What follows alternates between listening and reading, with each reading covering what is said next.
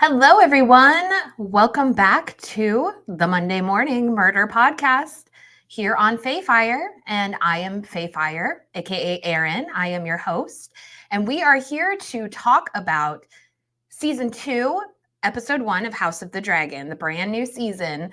So this is very exciting. We've all been waiting for this for almost 2 years. It's been almost 2 years since season 1 premiered. So I'm very excited to be back with you all, getting to chat about the new season and just all the things, all the dragon things, which I always enjoy discussing. So thank you all for being here. If you are here at the live stream, drop a hello in the chat. I see Mrs. Duncan Natal is here.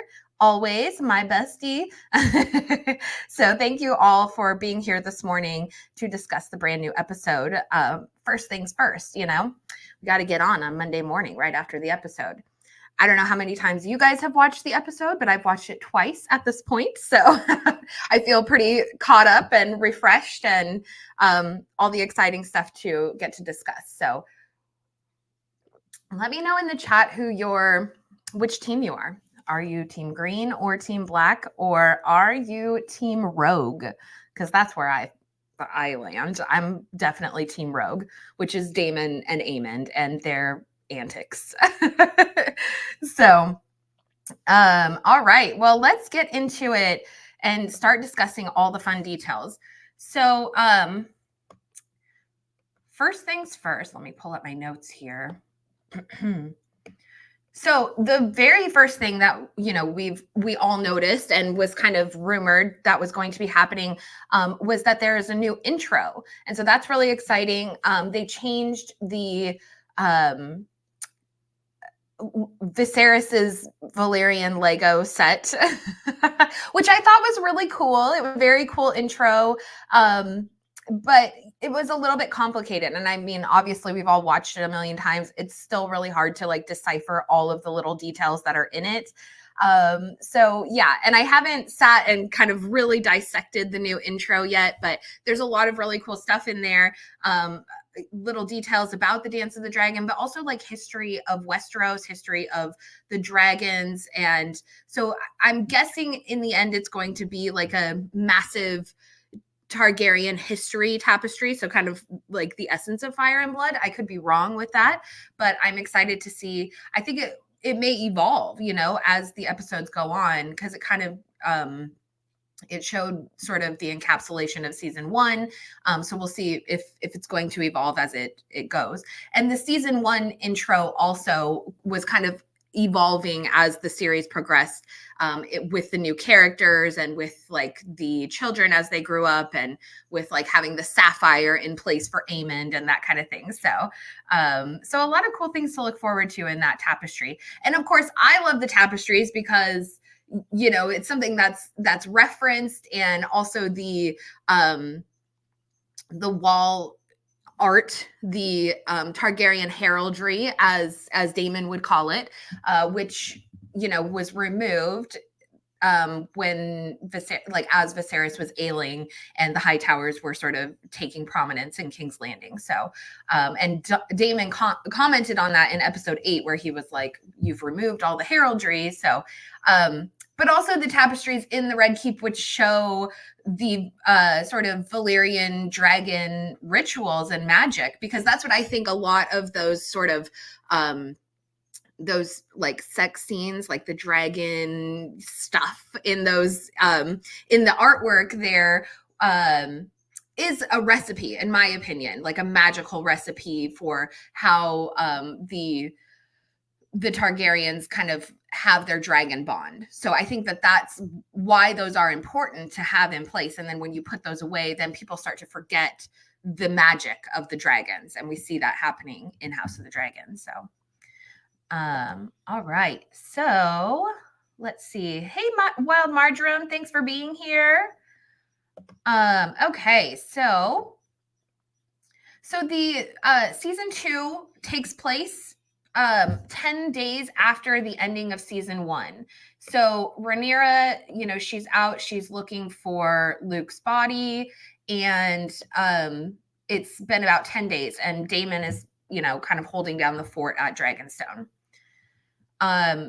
there's a lot of like it's tense. Like in King's Landing, tensions are high. They're patrolling, they're watching the skies. They have, their armies out there with the scorpions, really keeping an eye out for any dragons that might be approaching. Vhagar is out patrolling the skies. Rhaenys is patrolling in the Gullet. She is holding up the blockade to King's Landing. And she's patrolling 100 miles on her own. And, again, going back to Daemon kind of being stuck at Dragonstone, that's like the last place he wants to be because he is a man of action. He wants to be getting out there and doing work and, getting this war started. And, he's extremely frustrated. He says, he's worried about Rhaenyra.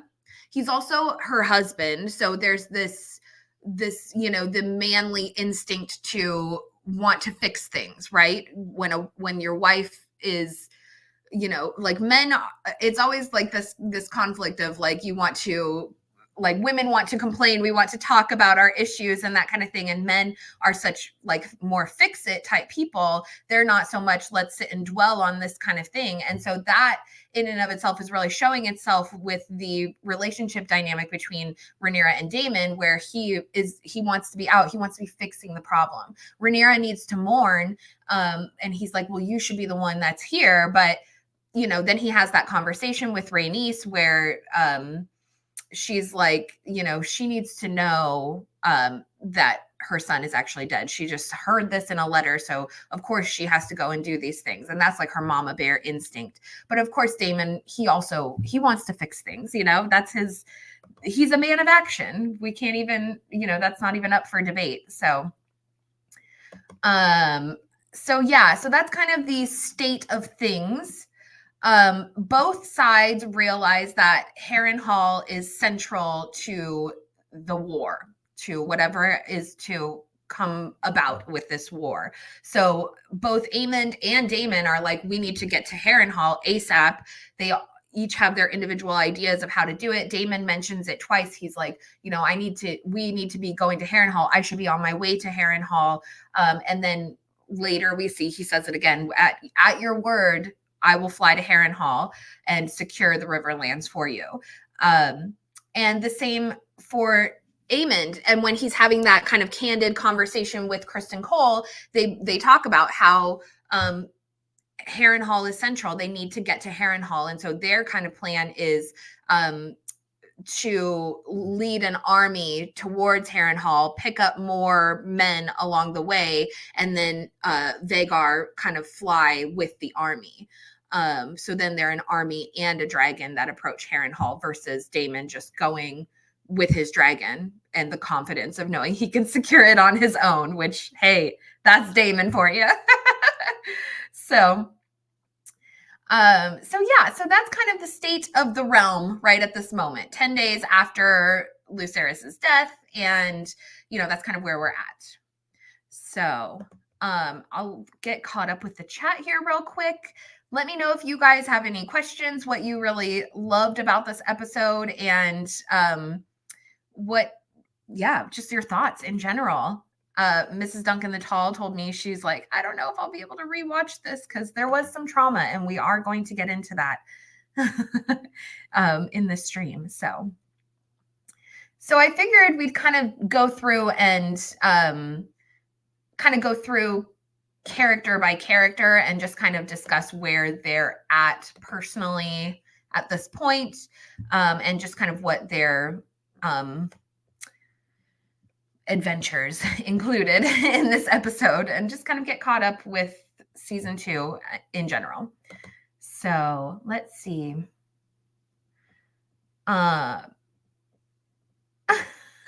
Daemon can fix me anyway between now and the premiere of The Hedge Knight. Exactly. And that just started filming, I think last week. They started filming the new series, the new A Song of Ice and Fire world series, Martin World, The Hedge Knight, which is based on the Knight of the Seven Kingdoms, which is Duncan Egg,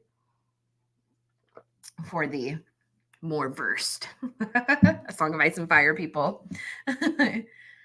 So we'll be having another series, and also the there's a guy, Matson Tomlinson, I think is his name. The guy who wrote the newest Batman movie with Robert Pattinson. Anyways, he is writing The Conquest. He's writing a potential series about Aegon's conquest. So that's really exciting. That may be coming. I really hope so. I personally, if there was like one of, Martin's kind of stories I would love to see fleshed out, it's going to be The Conquest, of course. I think it would be really important to sort of introduce and it's kind of fun to like fill in these pieces. Like we had Game of Thrones, which is like the end of it, right? Then we have House of the Dragon, which has, the Dance of the Dragons, which is the dying of the dragon. So a very important key to the whole puzzle. And then, the conquest, again, like the creation of this sort of the whole prophecy that this entire world is built around. And then I've also heard that they are now working on another new series, working on writing it up. And that's about Nymeria and the 10,000 ships. And they're going to flesh out kind of the war of the Valyrians versus the Rhoynish in Essos. So this would be the time of Valyria. So there's going to be dragons, dragon wars, and all kinds of stuff. And that one, I don't know like what to expect for that series. There's got to be a purpose in why they are creating it. There's certainly a lot to kind of flesh out in that story realm. But yeah, we'll see where that ends up going. And I personally like there's a huge, that's like the source of grayscale, like a kind of mythological source of grayscale in this story, which I really love. So we'll see if they can, kind of include that if that ends up coming to screen. So anyway, so that's kind of some other stuff that's going on in the Martin realm. And there are rumors, George R. R. Martin and his Not a Blog, there's kind of rumors going around that perhaps Winds of Winter might be out before the end of the year. We'll see. I've been waiting on that thing for quite some time. And, I'm not putting all my eggs in any baskets. At this point, I don't care. I've given up on caring if Winds of Winter comes out. I have my own personal thoughts on it. People will probably disagree with me. So we don't even have to get into that right now. So, okay. Yes, we do need the world to see Visenya. It will be interesting to see who they'll end up casting in these roles.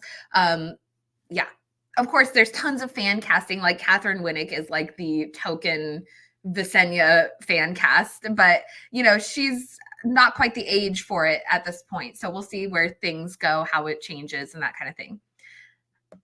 All right, so let's get into this, and we will start with Rhaenyra and her quest, because she really is on kind of a quest. So Rhaenyra is out in search of Luke's body, and she's been gone for 10 days approximately, give or take a few days, and she's mourning, but she's also like invigorated. Like this search is invigorating her. Like she's not gonna sit at home and mourn. And it's just like Rhaenys said, a raven brought news of her son's death. Rhaenyra needs to know for certain. And the same thing happened with Rhaenys, with Laena. She received a raven saying that Laena had died in childbirth. And when Rhaenys kind of brings that up to Daemon, you can tell it kind of like cuts him a little bit, or like, gives him a better frame of reference in that moment because he's so caught up in his own feelings. But yeah, so Rhaenyra is mourning. She's hanging around the shores of Storm's End, kind of keeping an eye on the water. She's keeping an eye on the shores. And what turns out to happen is she's kind of also keeping an eye on like the fisher folk in that area in case something washes up.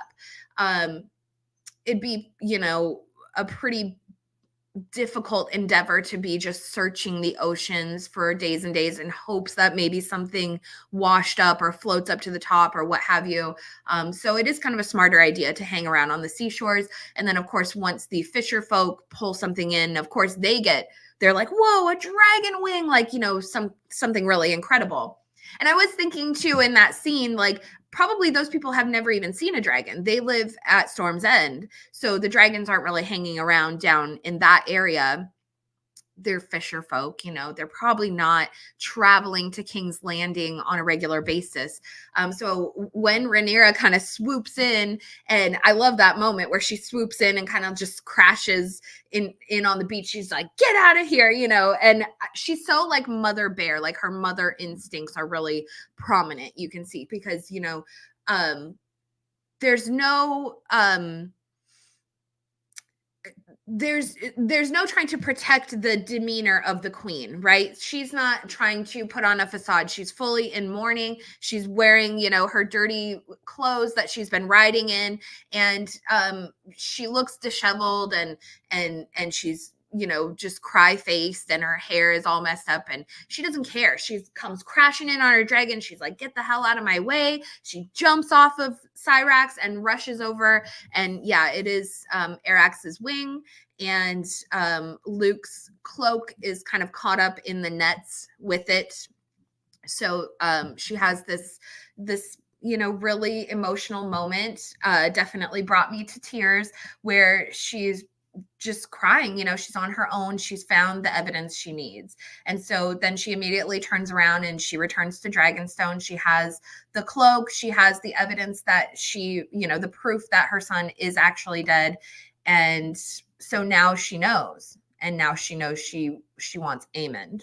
Somebody's going to pay for this. And so she returns to Dragonstone. She goes straight into the council chambers, and everyone's there kind of waiting for her. I love that moment of Daemon approaching her, and they come eye to eye. We've all seen kind of the shot. I think I used it as the cover photo for this. But yeah, so he asks her, he gets really close. And I love this sort of dynamic. We see it with Daemon, and maybe it's like a Daemon thing, but we kind of see it with Rhaenys. We see it with Rhaenyra, where they get really close, and you can kind of envision like these coiled serpents. That's what I always envision, like almost like a cobra, like the way he goes up and he's so dominant and like right in her face, but they're so close and they whisper to each other. There's just a very serpentine energy to that, and I really like it a lot. They're so, the blacks especially are so dragon serpentine coded in their behavior. If you really pay attention to it, they are sort of naturally like the blood of the dragon. It just comes naturally, their behavior. So he says, did you find what you need? And she doesn't even respond. And this is this dynamic. It's a perceivable dynamic between Rhaenyra and Daemon, where they don't always have to speak to each other. They're energetically interwoven, cosmically interwoven. They read each other's thoughts. They're two halves of a whole. So that's how I envision them. And there's a lot of like Egyptian mythology connected to that. And that's going to be a video that I am coming out with soon about kind of the Egyptian energy in the Targaryens. So, but anyway, so Rhaenyra is angry. And this was reminiscent also of when Aemond, when they're on Driftmark and Aemond loses his eye, and Rhaenyra says he needs to be questioned sharply. Like Aemond and Rhaenyra, they just do not see eye to eye. And that's kind of the funny thing, because Daemon and Aemond are so paralleled with each other. They're kind of foils of each other. But then when it comes to Rhaenyra, Daemon is so connected. He so reads Rhaenyra so easily. They're so like one and the same, versus Aemond and Rhaenyra are complete opposites. They are they are enemies straight up. Like there's no two ways about it. They just have always had that sort of animosity towards each other. So it's interesting to see how it'll develop.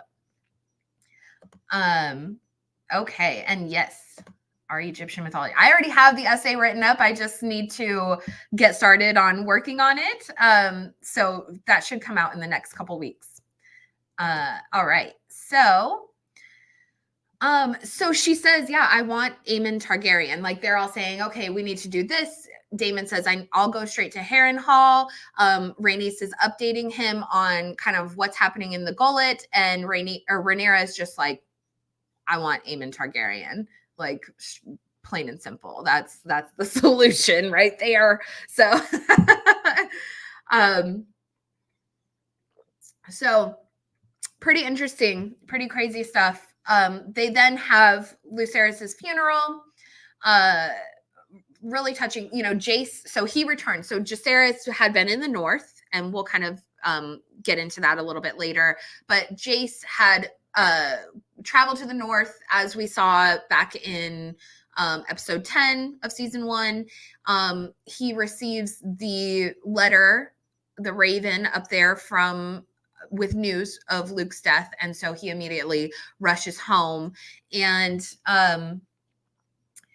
the scene where he first comes in and, he's choked up, but he's trying to maintain his, his dutiful demeanor, right? Telling his mother, like Lady Jane Eyre. So he tells her, so Lady Jane Eyre has sworn fealty. She would like a dragon to protect the Vale. And then Cregan Stark will send 2,000 men to Rhaenyra's cause.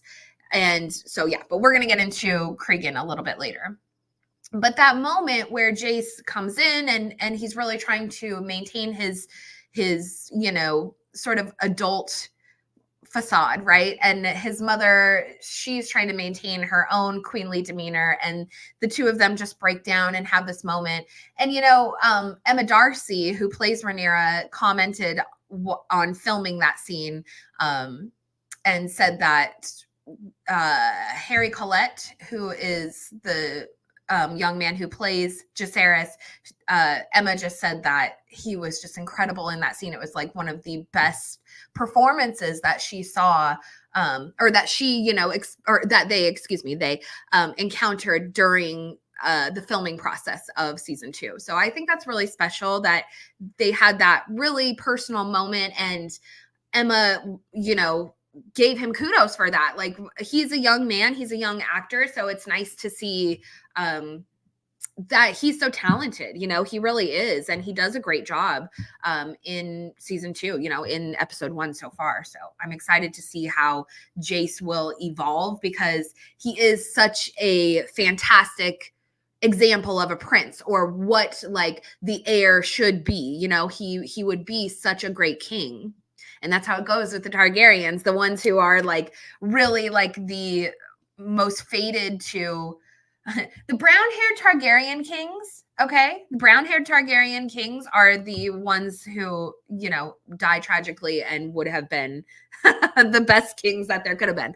And I'm thinking of Baelor Breakspear as I'm saying this. So bring a tear to my eye, Baelor. Oh. But Baelor, our John F. Kennedy. Anyways, okay. So, yes, Alysanne was mentioned. Shout out to Alysanne and Jaehaerys, which was interesting. All right, we'll talk about Cregan really quick. Let me pull up the photo. I think we're pretty much wrapped it up on Rhaenyra. So,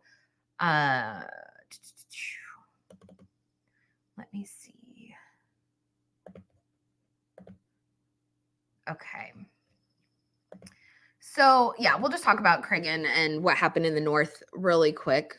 Sorry, my eye is watering. I swear. I wasn't crying, but maybe a little. But so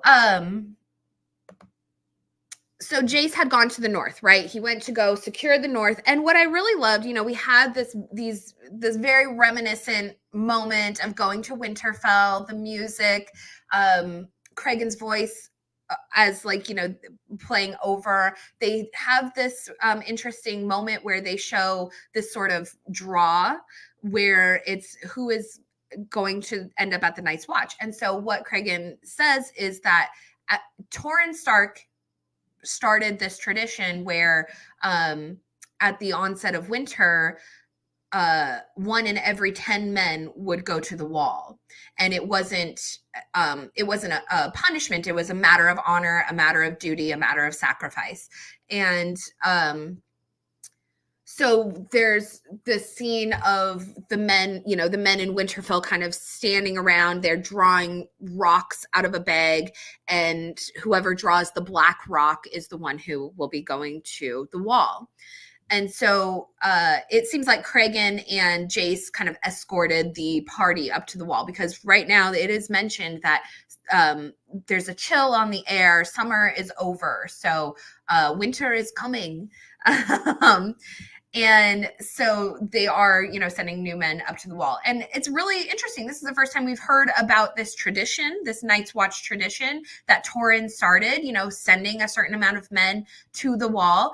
It's interesting to contemplate why that may not be the tradition at the point of A Song of Ice and Fire, which is really only 170 years approximately after the dance. So why, what happened to make the rules of this mandatory, like, staffing of the wall, what changed in that amount of time to where they're no longer doing that, to where the number of Night's Watchmen has dwindled down to something like 300 or something like that. Is that accurate? Someone remind me. It's been a long time, but I think that there's only like 300 men manning the wall at the time of A Song of Ice and Fire, which is very few, because at a certain point there was like 10,000 men that were manning the wall. And clearly, the Starks were having a mandatory, what's the word I'm trying to think of? Like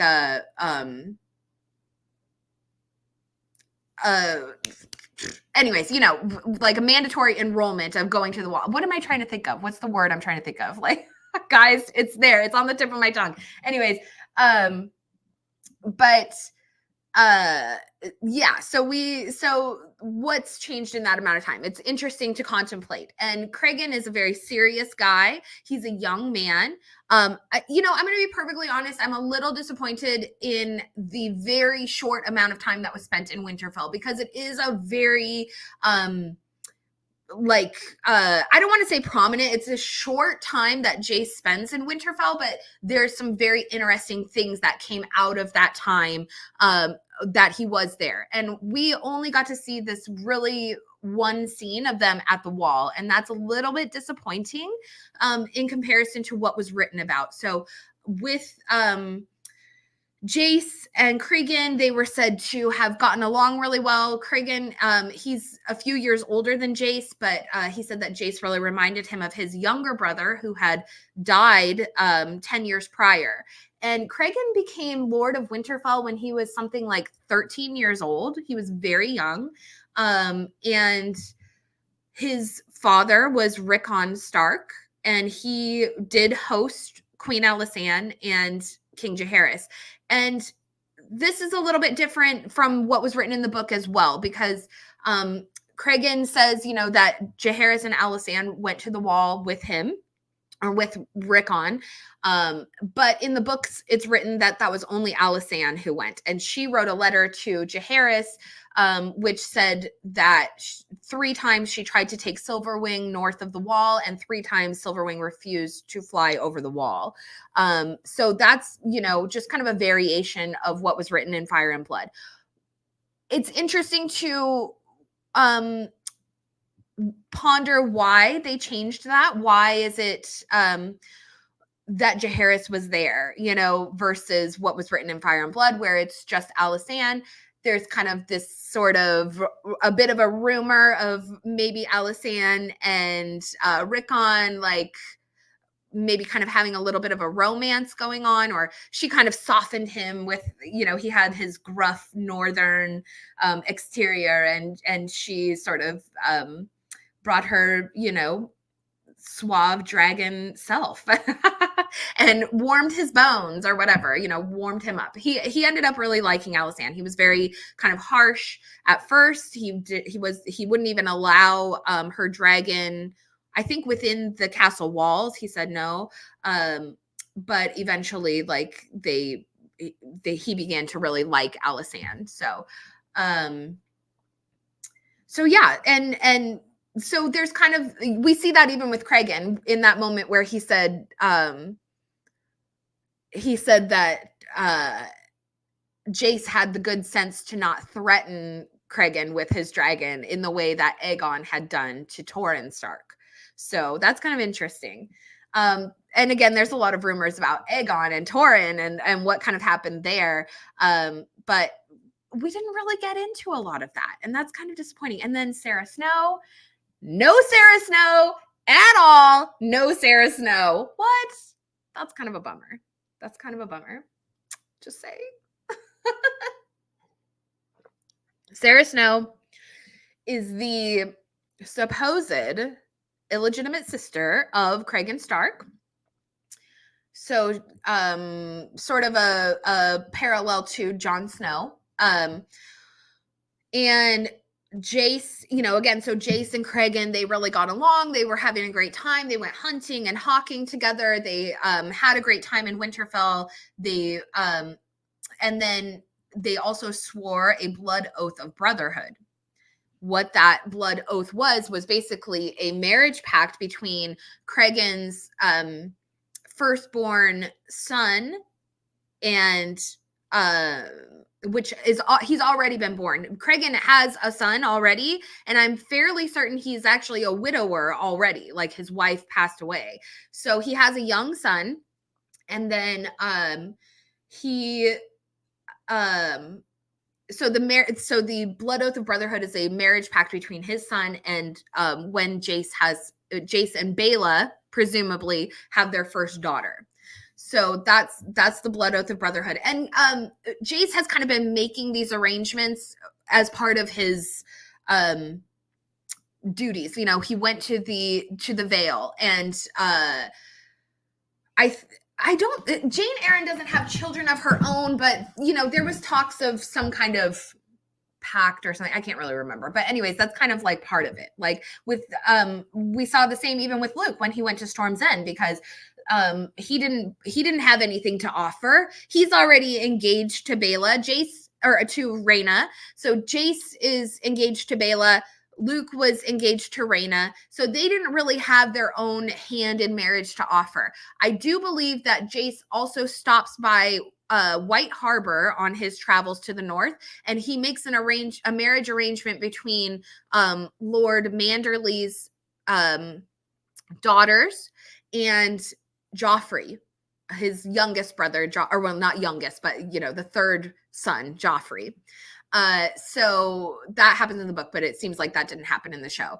So yeah, there's a lot kind of going on. The marriage pacts are clearly something that's very important to these different lords, especially because these young men are royals, so what's a better temptation of trying to draw these lords into war than saying, well, if you come and fight for us, at least like our royal brother will marry your daughter or what have you, and instantly bring these families into the fold or into royalty, or giving them royal dragon blood. And Rhaenyra always that was something when she was younger. She's like, they don't want me for me, they want me for my my dragon blood that I can give to their children.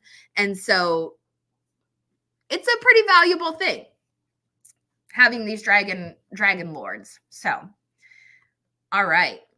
So that's kind of what happened in the north. Jace got the news of Luke's death, and he immediately left from there. Oh, so Cregan also committed to having, so one of the things is you could really get the sense of how far removed Winterfell is from the rest of the realm, because Jace shows up and he's like, well, war is coming and you can't avoid it and yada, yada, yada.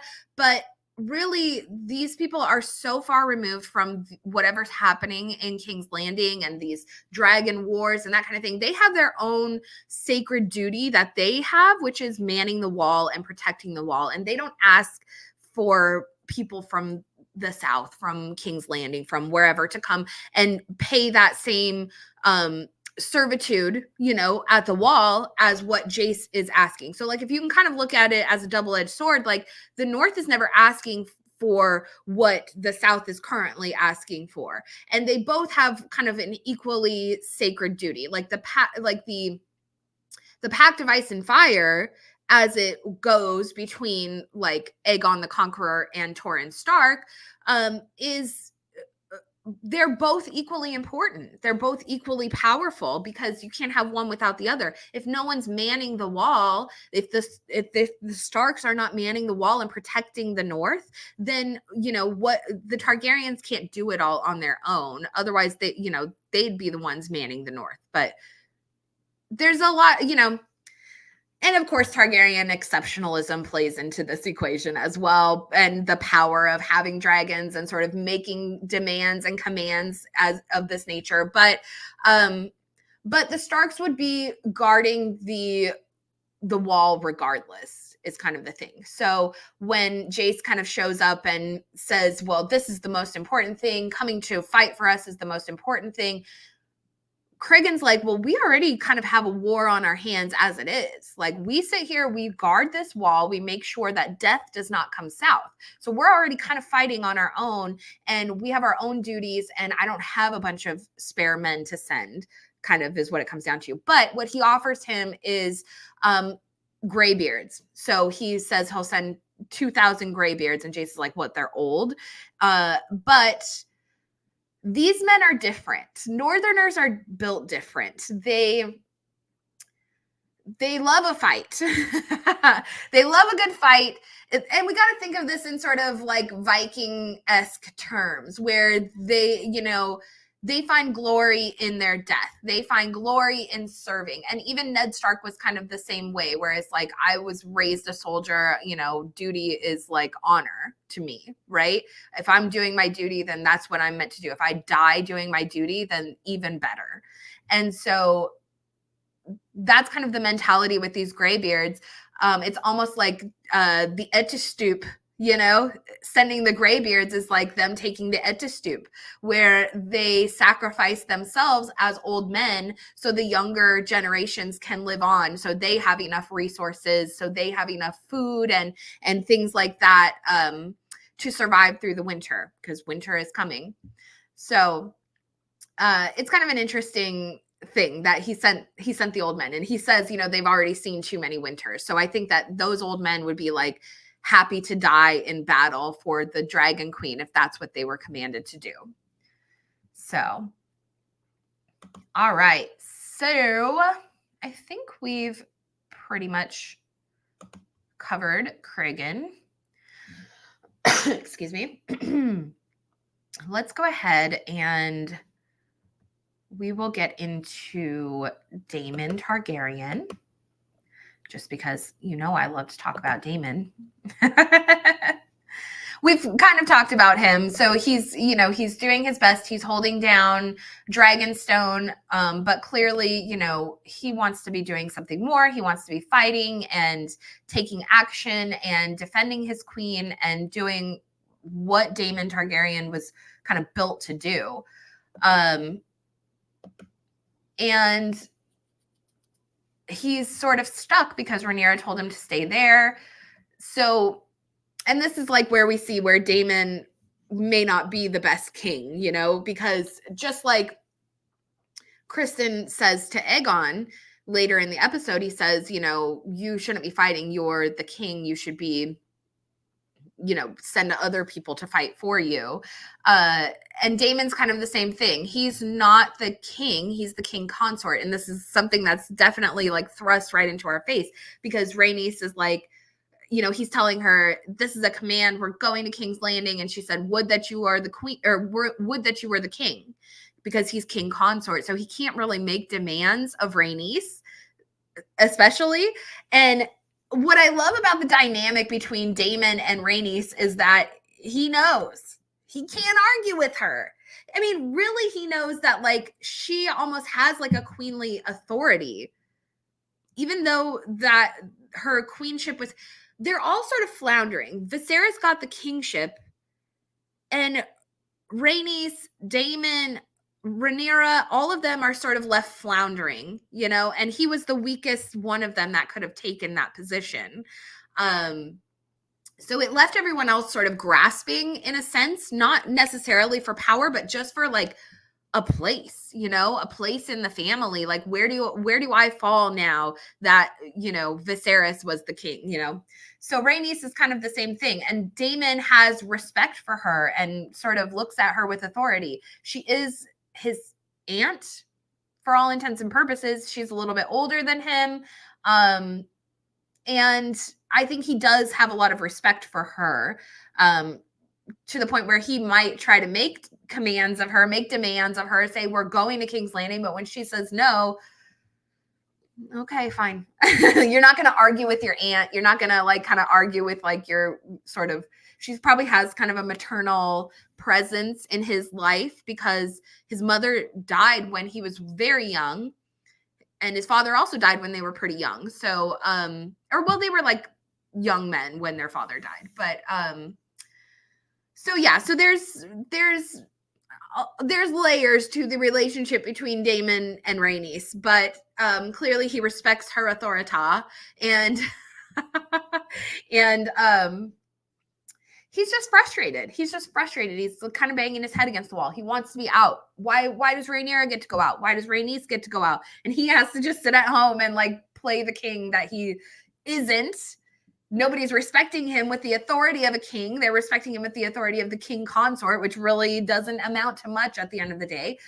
Jace has also gotten to go out. I mean, everybody gets to go except for Daemon. And all he wants to do is go to Harrenhal and take care of business. And it's like, let him.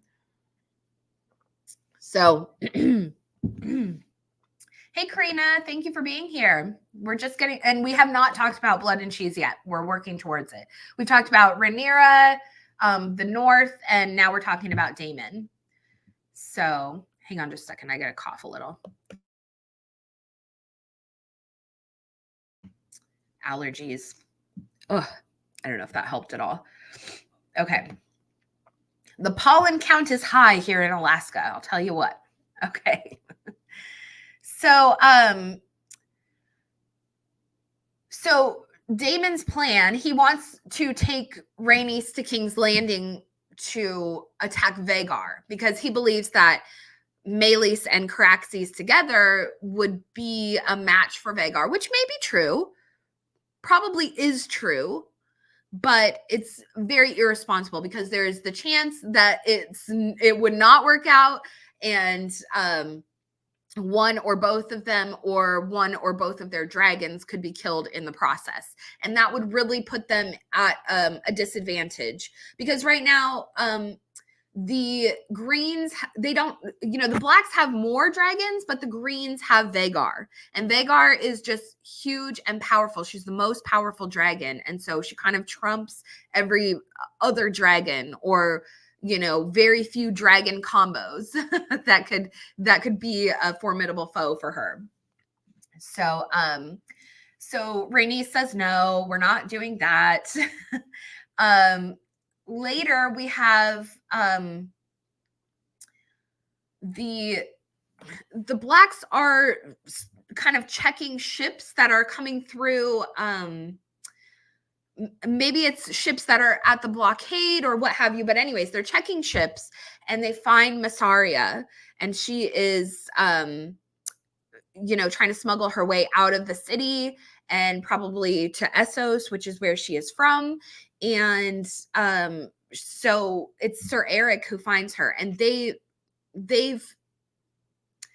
like met in passing in season 1, where there was kind of the whole subterfuge of trying to find Aegon after Viserys's death, and they were trying to secure Aegon and where he was. And so Otto had sent Sir Eric to find him, and Aemond and Kristen were also out trying to find him. And it was like a game of, who's going to find him first. So it could be who's in charge, Otto or Alicent. Whoever has the king has the kingdom, right? So, so Sir Eric and Sir Eric and Massaria are familiar with each other. And so he finds her and she says, oh, there was two of you last time I saw you. So he takes her in. Daemon questions her. He says, why are you working for Otto Hightower? How long have you been working for Otto Hightower? And Massaria basically tells him, like, hey, my relationship with Otto is like the same as like your relationship with me. Like, you use me for information. He's just he's just one of many. Like, he wanted to know where Aegon was. He paid me. I gave him information. It's neither here nor there. It's no harm, no foul. Well, probably some harm, some foul, but Massaria clearly has no loyalties to Daemon specifically or to the Black specifically. She actually seems to have a lot of animosity towards Daemon for their past relationship. And she really seems bitter towards him, going back to, like, what was it, episode 2 of season 1, where Daemon said that Massaria was pregnant and, that they were getting married and they were married and they lived on Dragonstone. And finally, Viserys had to, once they took a dragon's egg and put it, supposedly, like, gave a dragon's egg to Massaria. And this was all just a cry for attention from Daemon, to Viserys. But, and this, this is the thing, like, Daemon is loyal to his family above all else. So anyways, Massaria, she's like, look, whatever, like, be mad at me. I don't even care. We are not partnered up. I don't work for you. You don't work for me. We'd have no relationship. Like, what do you want from me? I'm living my life. I'm just trying to make money. Okay. I have a big, fabulous house I have to pay a mortgage on. And Larys Strong burnt it down. So that's kind of the situation. Daemon is really pissed. He says, put her in the, lock her up in the cells and treat her as like a treasonous, like, she's a treasoner. I don't know what the word is. A traitor. Thank you. A treasoner. Anyways, so yeah, that's the situation. But then Rhaenyra comes back. She says, I want Aemon Targaryen. So Daemon's like, oh, okay, well, let me utilize this prisoner that I have. So he says to her, you have to have, like, obviously you have connections in the Red Keep. Like, give me some information. We can do this properly. Obviously, you're a person who, is in the information game. So, rather than me, like, torturing you, hey, let's work together. Let's work together. Give me information. Tell me who you have connections to in the Red Keep, and I will give you your freedom, kind of thing. So they work that out. So, Daemon dons his old doing crimes cloak and heads to King's Landing to handle things for his wife, okay? And this is going to become an issue. Obviously, they, in the trailer, show that Rhaenyra feels completely undermined by Daemon's actions in doing this, okay? But I want to call back to season 1, when Larys sends the guys from the Black Cells to Harrenhal to kill his father and brother, so that Otto can return as Hand of the King and therefore be an advocate for Alicent. What Larys says is, the Queen makes a request, or the Queen makes a demand. What loyal servant of the realm would not see it done? And I really feel like that's kind of the same with what's happening with Daemon and Rhaenyra right here. Like, Daemon's been cooped up. He wants to help. He wants to do what he can. He wants to fight. He wants to do whatever he can for Rhaenyra and for her cause. And so when Rhaenyra finally returns and her only statement that she makes is, I want Aemon Targaryen, Daemon's just doing what she asked for. He goes to King's Landing and he says, kill Aemon. He hires guys, kill Aemon Targaryen. he's doing what she asked for. Now, there is this moment, like, so Daemon goes, he finds Blood and Cheese, these guys, he hires them. And at the end of the scene where they're, having the conversation of hiring him, you need to go slay Aemon Targaryen. He's got blonde hair, one eye, shouldn't be hard to find. But they ask, so what if we can't find him? And then the scene ends. So it's a little bit unclear. Did Daemon order them to kill Jaehaerys, the heir? Or did the two men kind of take that upon themselves and sort of get creative in the moment because they couldn't find Aemon? Because they do go into Aemon's chambers, but he's already gone. So we're not exactly sure where he's at.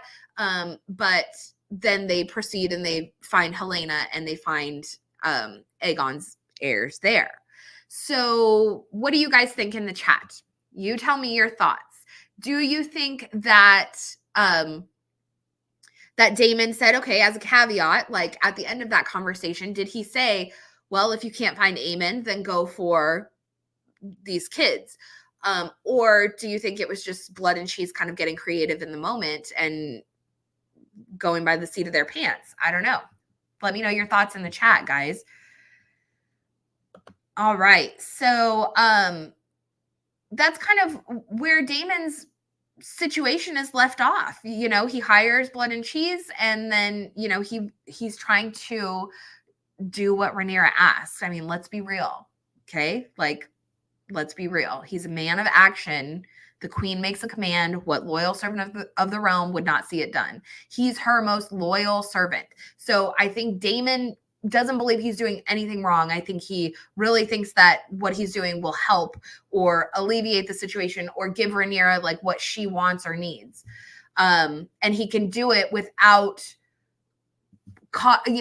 dragons, without creating an uproar, without creating a war in the city. This is sort of the most peaceful way that he could eliminate their biggest foe. Let me know your guys' thoughts. Controversial. Okay, AK's here. Hey, girl. How nice to see ya. Long time no see. All right. So Team Black and Westerosi Ninja here too. Good golly. I haven't seen either one of you guys in so long. So nice to see ya. Westerosi Ninja says, if Daemon was so crafty getting into King's Landing, why hire a couple of idiots instead of killing Aemon himself? He knows the secret passages of the Red Keep and can easily escape. Good question. At least in the books, Daemon was not in King's Landing and had Mysaria hire Blood and Cheese. Yeah, that's an interesting thing. The change up with Mysaria being the one to hire them.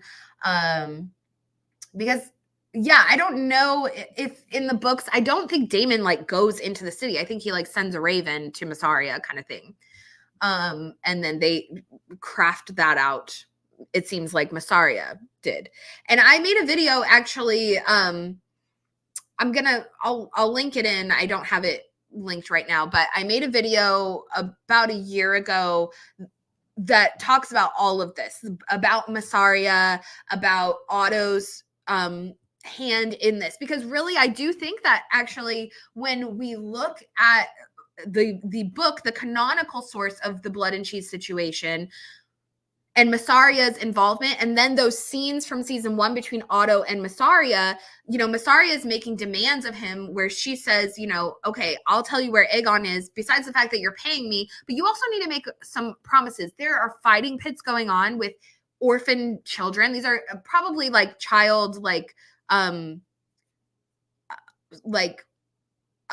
child trafficked sort of situation where these kids are sent into the fighting pits and they sharpen their teeth, they file their nails, and they fight with each other. We saw a brief scene of that. Aegon likes to go and frequent the fighting pits and watch these kids just savagely beat each other. And there's even rumors that he may have children of his own in there. So anyways, Mysaaria's whole thing, you know, she's kind of the voice of the small folk. She's like, hey, we need to stop this. This is cruel. This is inhumane. And your king is the one who's sort of perpetrating it, propagating this, I mean, amongst other people, but like as a royal and his influence, if he's the one saying, and especially if he's supposed to be king, you know, he's perpetuating this kind of behavior in his town, and that's bad. That's not good. So then Otto turns around and makes a deal with Larys, and Larys burns down Mysaaria's house. So we can kind of see the sequence of events that might lead Mysaria to being extremely bitter about the whole situation, about any plans that she and Otto had made, or even the exchange that she made of giving Aegon to them on those terms, right? So so I kind of like, in my opinion, Otto really had a huge hand in the blood and cheese situation, because if it were as it went in the books where Mysaria were the one who had hired him, then really like there's a lot of like retribution in that, because Otto completely ignored her. And not only that, he retaliated on her. He had her house burned down and sort of destroyed all like her whole business that she had. And we see her, you know, in episode 1, she's disheveled. She's smuggling herself out of the city on a ship. She's dirty. You know, we've never seen her in that state. She's always pretty regal and like well kept, you know. And so it is interesting. I personally think that there was some retribution from Mysaria in the blood and cheese situation in the books. Now, that's clearly kind of been removed, or maybe not. Maybe not. It's just kind of taking place in a different form. Daemon is the one who comes into the city while Mysaria is imprisoned, you know? We'll see how it all kind of plays out, but there's something there where I think that Otto may ultimately be the actual cause of blood and cheese in a roundabout way. So if you guys want to check out my video on that, go for it.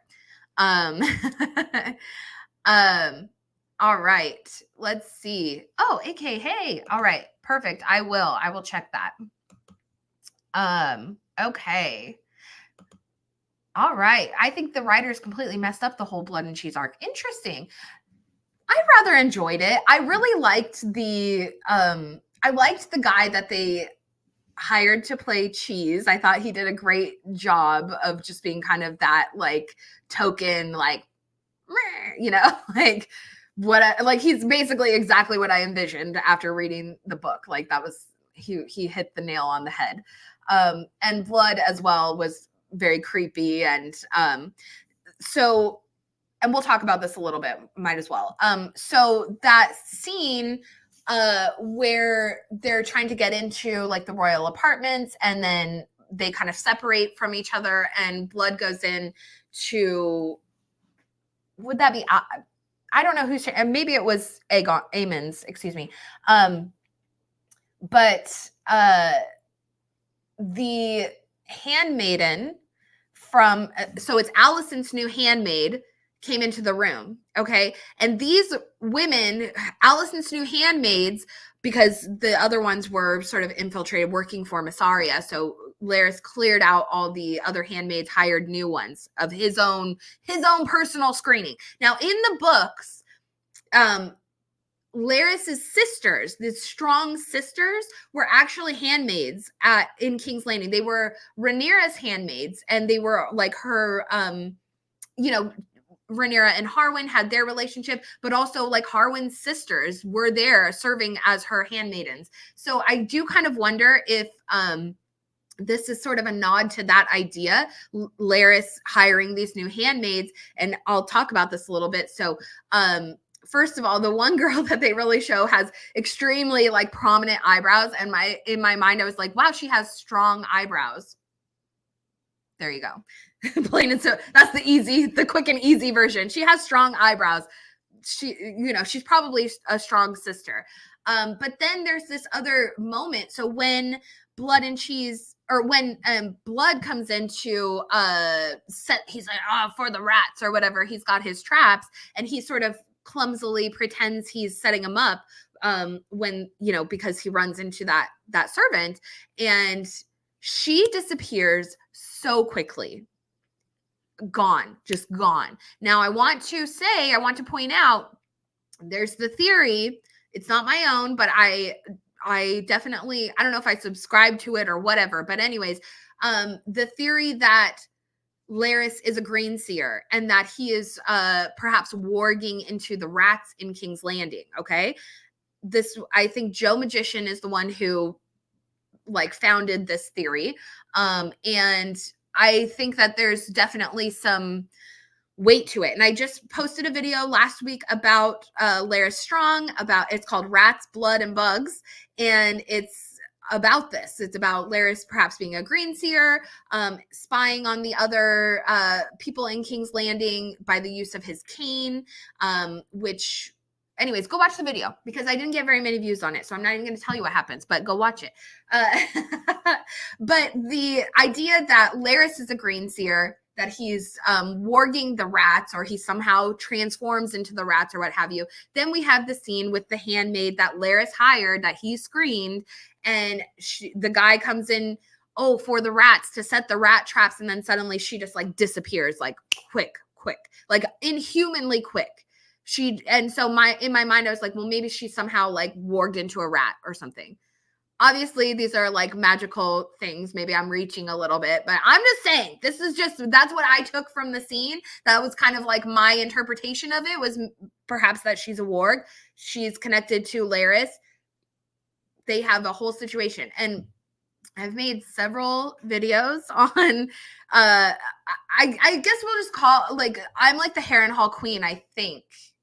Maybe I'm the witch queen of Harrenhal. I don't know, but I've made an Alice Rivers video, a Larys Strong video. I've done a live stream on Harrenhal. So all of those things. So if you guys want to check out all that stuff, I have so many thoughts on Harrenhal and what's going to be happening in the future of House of the Dragon and with Alice Rivers, and just all of it, and what Harrenhal is all about. So if you guys want to learn more about that, definitely check out my videos. I worked really hard on them. They're not getting very many views at all.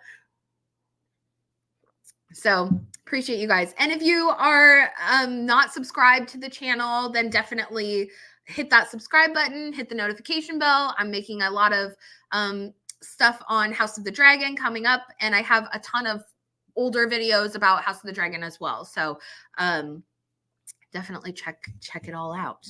And we're happy to have you here. So all right. So, okay. AK. All right. I'm streaming tonight. Awesome. With Meeks and a guest. Hopefully they can make it. All right. Awesome. Well, heck yeah, girl. We'll be watching. If you have a link for it, drop it in the chat. Okay. So let's see. Where should we move on to? Let's get into, I guess we'll switch over to the greens. Actually, one last thing while we're talking about the blacks. I want to talk about Corlys and Alan. Hold on. Where's my photo of them boys? First of all, I just have to say, Corlys and Alan together, and then when Adam gets in there, what a group of handsome ass men. Okay. I'm just saying, all right. I love to see, okay, so Alan Velaryon, or Alan, I didn't say that. Alan of Hull is a shipwright, or he works on the ships. So clearly he and Corlys have a relationship going back to when, so in episode 10, when Corlys returns and all the drama is happening and, everything, and then Corlys returns, he's injured and all of that. He's literally been at sea for 6 years. So basically after Laena and Laenor's death, Corlys says, okay, F all this. I'm going on a boat. I'm on a boat. And he gets on the boat and he decides to just fuck off for a while. He's like, I'm going to do Corlys Velaryon things. And so he leaves for 6 years. He's getting in fights and making movies, making songs, and fighting around the world. Okay, so that's Corlys. And and Bela, mind you, lived on Driftmark with Rhaenys during that time. Rhaena lived on Dragonstone with her father and the other children. So that's important for a plethora of reasons, but I constantly want to point it out just because it's important. So anyways, while Corlys was on the ship, obviously he worked with Alan, who seems to be pretty like a leader amongst the men. So maybe this is his first mate or someone who clearly has some sort of authority amongst the men on Corlys's ship. Well, you know, there's definitely thoughts about that. Probably that, but also, that's father. He's bald, you know? All right. Do you guys know? So Alan is played by Abu Bakr Salim, who played father in Raised by Wolves, which Raised by Wolves is like super near and dear to my heart. One of my very favorite shows of all time, something that I covered on this channel. And unfortunately, they canceled the series and removed every bit of it from the face of the earth. So it's very hard to find Raised by Wolves. Thank you, David Zaslav. F you. Anyways, but so Raised by Wolves was like such a fantastic show. And Abu Bakr Salim, he played father, who is an android father. Okay. And he was so good. He's so precious and perfect and handsome and just the best. And like his voice is so like special to me. And I'm just like, oh, father. So, and it's funny. Yeah. Anyways, I'm like shouting father as I'm watching these two on screen. So for, if you know, you know, but, but so Alan, when Corlys was injured on the ship, it appears that Alan is the one who pulled him from the water. So Corlys feels an immense debt to Alan for saving his life. But there's such a tangible like tension between them. Okay. Like, I mean, it's very like you could cut it with a knife. There's some tension between them. And even Alan says, so he has a sword that was delivered for Corlys. Corlys had this sword forged for Lucerys. Unfortunately, he didn't get to give it to him. And so, you know, when Alan brings out the sword, Corlys is immediately like emotional about that. And Alan says, I was very sorry to hear about your heir, my lord. It was like the blackest of tragedies or some treasons or something like that. But again, he calls him his heir.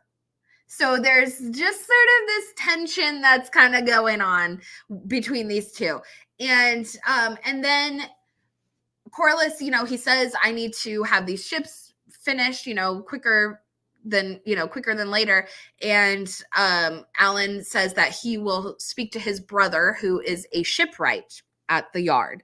And that seemed to like light bulb moment for Corlys when he mentioned that. So I don't know. I mean, I would imagine it seems like he knows who his brother is, but perhaps in that moment, something about him being mentioned as a shipwright kind of like sparked something in his mind. I don't want to give away spoilers, but there are definitely some spoilers between these two. So yeah, but I'm just really happy to see Abu back on screen. He is so great. He also created a video game this year. It's called Zau. I think it's like Zau.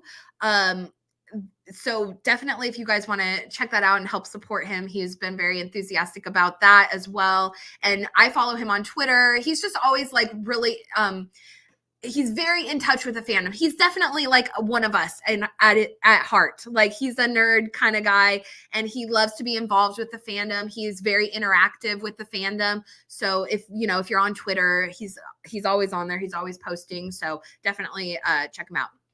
So, all right. Let me just catch up with the chat and then we're going to move on to the greens. Yes, Raised by Wolves is amazing. It's like, I mean, and I've said this before and I'll say it again. I would give up House of the Dragon. I would give up like all of this for more Raised by Wolves. Like, I'm sorry. It was so good. It was so good. Okay. Just saying. But they cut it off. And so the thing about Raised by Wolves was it was one of the very first shows that was streaming when the streaming wars started, when the streaming like platforms really started about 2020, right before COVID happened.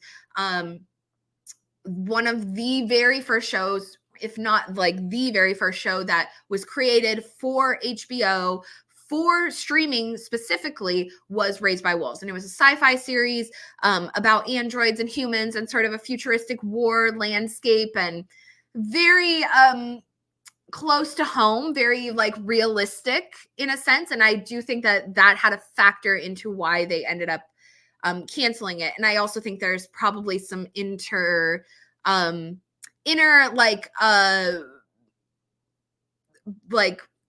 things happening with because Sir Ridley Scott was the creator of the show along with a guy named Aaron Guzikowski. And so when you have someone like Ridley Scott creating a TV show for HBO, like you can expect it to be top tier, top of the line. And then this whole merger happened between HBO and Discovery in 2022. And when that happened, they just fully canceled Raised by Wolves kind of out of the blue when it had really great ratings and was one of the best performing shows on the platform. So anyways, tra-la-la. But yeah, I think a lot of it had to do with with House of the Dragon, to be perfectly honest, because Raised by Wolves did feature sort of a giant serpentine snake creature. And so, if you're like HBO and you're like, well, are we going to do the dragon show and then also have the robot show, which also kind of has dragons in it? Like, it was a little bit heavy on the dragons, which don't get me wrong. Do all shows dragons. I will take every show dragon themed. Like, that's fine by me. But yeah, anyhow. Tra-la-la, I digress. Anyhow. But very happy to see. And and also just the kicker on my theories on this. House of the Dragon hired the 2 lead actors from Raised by Wolves to play in the show. So Abu is playing Alan, and Amanda Collin plays Lady Jane Eyre in The Vale. So, and those were the 2 lead actors from the show, minus Ragnar Lothbrok, who was also in the show. Could you imagine getting Ragnar on House of the Dragon? Like, come on, I'll take it. So, Travis Fimmel, that's his name. Okay. So, yeah. Just enough. Oh, I see through it. I swear to God. All right.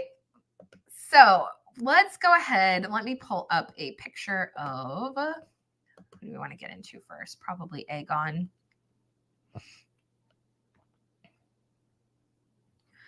Okay. Where are you, thing? Oh, I'm in the wrong folder. Sorry, guys. I'm very professional over here. All right. Give me just a quick second, too. I'm just going to clear my throat.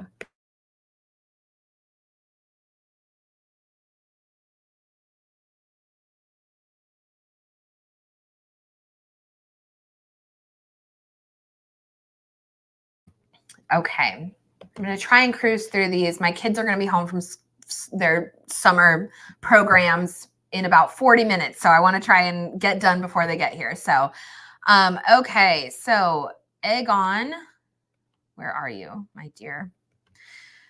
So Aegon is, he's really like leaning into this whole king thing. He's, it seems like he's enjoying himself. He's having a good time. We see him. He goes into Helena's chambers. I guess maybe they're shared chambers. One would imagine they are married. So he goes there. He's looking for Jaehaerys. He wants to take his son to the council meeting, the small council meeting with him, so he can really start to expose him to what it's like to be king, raise him as his heir. And that's something that's much different than his relationship with Viserys. Viserys, it's kind of interesting because in those early scenes, like when Aegon was really young, when he was like just a baby, like even when they have his name day celebration in episode 4, when he, I think, turns 2 years old, Viserys seems very doting. He seems very attentive to Aegon. He seems like he, despite the fact that Rhaenyra is still his heir, he does seem like he's an attentive father, and he seems like he finds joy in having a son finally. So I don't know like when exactly that kind of changed, or maybe it was just over time. There was just sort of the animosity between Rhaenyra and Alicent just became heavier and heavier and sort of created a division between Viserys and his other children. I'm not exactly sure, but it definitely happened. Viserys did not raise Aegon taking him to the small council meeting. He didn't even take Rhaenyra to the small council meetings. He just was not a good father in that way. He didn't really prepare his children to rule, despite the fact of setting them up into a completely like shit show, so Aegon, he has good instincts. I can't fault the guy. He has good instincts as a ruler. Like, he has a kind heart. He wants to do what's good for his people. He wants to raise his son, teaching him the things so he could be a good king. He seems receptive to hearing the input of his small council to an extent. Of course, he does kind of bust Tywin's balls a little bit, but hey, like, Tywin deserved that, let's be real. And and there's just kind of a I don't know. I just don't hate Aegon. I'm sorry. I don't hate him. So like, I'm not going to say I'm team green. I'm fully like open to, like, I love to see both of them, failing, but, but Aegon, we see like when he goes and he has the people come in, he says, "How may your king serve you?" or something like that. And he hears the voices of the people. He hears the shepherd that comes in and says, I've given half of my flock and we're on the cusp of winter. If I would have had more time to prepare, then that would be one thing. And Aegon's immediately like, no, we should return your sheep. We should replace your sheep. And then it's Otto who comes in and, kind of says, no, that's really not a good idea. That's not a good option, because if you give one guy his sheep back, then all the herders are going to come and want their sheep back. And it's just going to be impossible to manage. And Aegon still, he's like, well, they're not going to know, which is not true. We all know that's not true, but it's still the fact that his instinct goes straight towards, we need to be there for our people. We need to help our people. Despite whatever's going on in the realm, we still have to support our people. They prop up the realm. Without small folk, then what are the kings? If you don't have people to rule over, or if your people resent you and hate you, Joe Biden, then what good are you, right? What good are you? So I love to see this. And I also love the callback to the sheep herders, okay? Because the Valyrians, at their origin source, are sheep herders. Before they had dragons, they were sheep herders out in, the plains, out in the open fields. And they somehow came across the knowledge of dragons however that might have happened, alien abduction or what have you. But they they basically bonded with the dragons, and that's what gave them their power. But at their core, at their origins, they are sheep herders. And I love that moment where Aegon, I think he says, oh, it must be goats or something like that. And the guy says it's sheep. And Aegon says, even better, because he loves it. He's like, it's just something about, and we had this scene with Daenerys when she was ruling in Meereen. And the sheep herders or the goat herders were coming to her, and they were saying, Drogon, because Drogon was roaming free, he was killing their herds, and unfortunately their children. But but Daenerys's instinct was also to replace the sheep, to support the people, support the small folk, and the people around her were saying that's not a good idea. So it's kind of just this great callback to that. Oh, see you later, AK. Sorry if you have already left, but thanks for being here. Thanks for stopping in.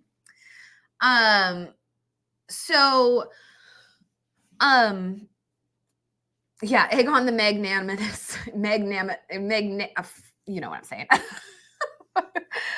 So yeah, he has these, these good instincts, his good ruler instincts. And then we also see our first view of Hugh Hammer, who comes in, and he's making the plight for the blacksmiths of the realm, who are trying, they're trying very hard and struggling to produce enough iron to make weapons for this potential war that's coming, to build these scorpions and that kind of thing.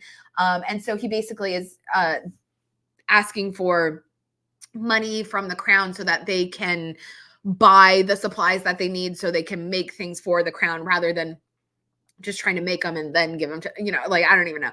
So we see Hugh Hammer there. Very interesting. Okay. Now Hugh is going to be a part of the story going forward. What was really interesting was that he was there speaking on behalf of the blacksmiths.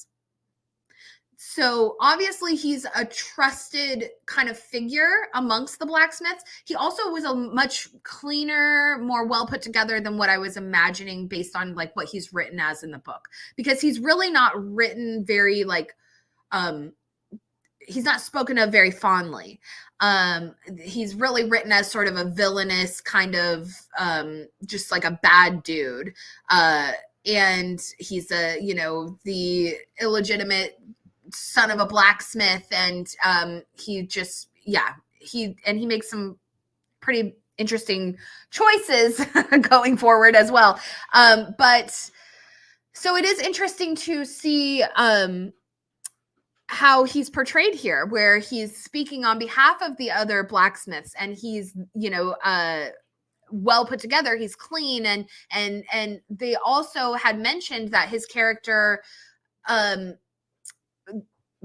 not shown in the show, but I read about this, was that he also has a wife and a child, which was not part of the book story. So they're fleshing out his story quite a bit, and it should be interesting to see how it differs from what he's written as, because as we all know, like Fire and Blood is written by the Maesters, the Septons, and a little guy called Mushroom. And so what's written in there kind of has to be taken with a grain of salt, knowing that the Maesters and Septons are in bed with the Hightowers because of their relationship from Old Town. And as I call it, they're the three heads of Old Town, in contrast to the three heads of the dragon, because the three heads of Old Town are the Faith of the Seven, the Church of the Starry Sept, that's the same, sorry. And then the Citadel, where the Maesters are, and then the Hightowers. So they are three huge, prominent, powerful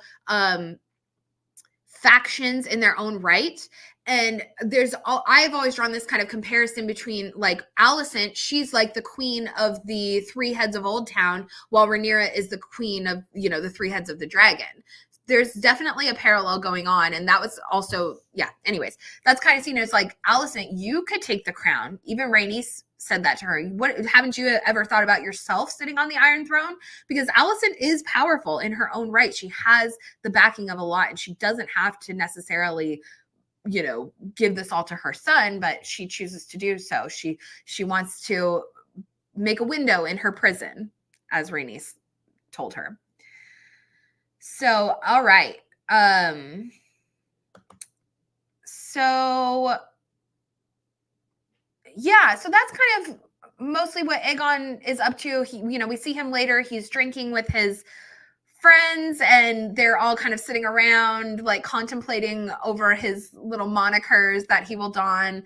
I love that somebody said, "Oh, what about Aegon the Strong?" And he says, "Oh, well, that my nephews already have that nickname," or something like that. So yeah, he's really leaning into being the king. He's enjoying it. He, his instincts aren't necessarily terrible. So yeah. And he also feels pretty secure and confident because he does tell Helena. Helena tells him, that she's afraid, and he says, "Well, nobody's coming here. Nobody's coming to attack the city while I have Vhagar, while we have Vhagar."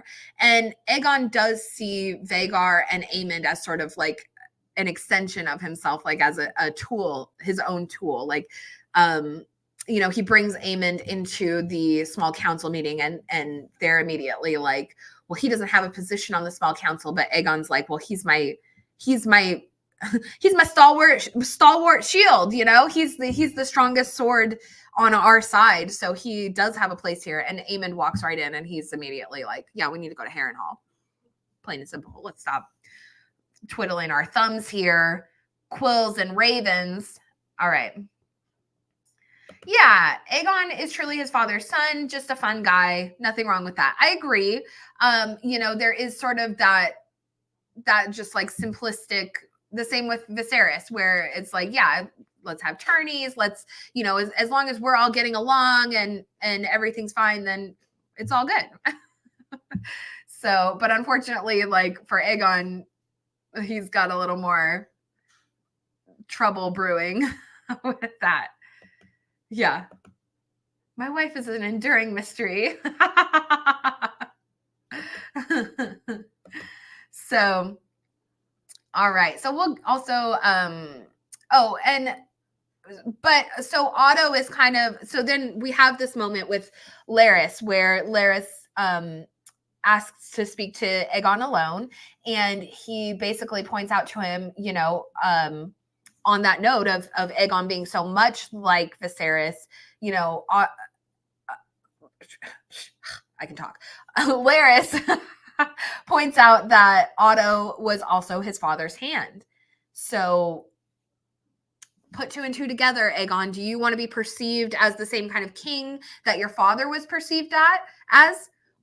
Because he had, as Rhaenyra would describe Otto, the vulture sitting on the back of the Iron Throne, which I totally agree with. Like, that's the vibe that Otto has. And it's interesting because in this moment where Aegon is having his, he's sitting on the throne and he's having the people come in, Otto is literally like just looming there, like standing there, like just as close to the throne as he can possibly get.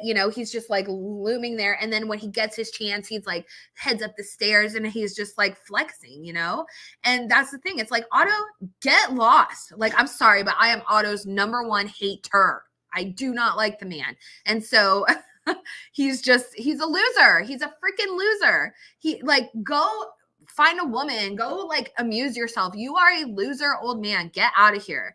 And so I'm so thankful that Larys went and said that to him, because he put it in very tasteful terms that Aegon could he's like, let me just give you this to contemplate. Why don't you think about this? Because Otto was your father's hand and everyone thought your father was weak. So do you want to be perceived as weak right when we're going into war? Then maybe you should reconsider who your hand is. So yeah.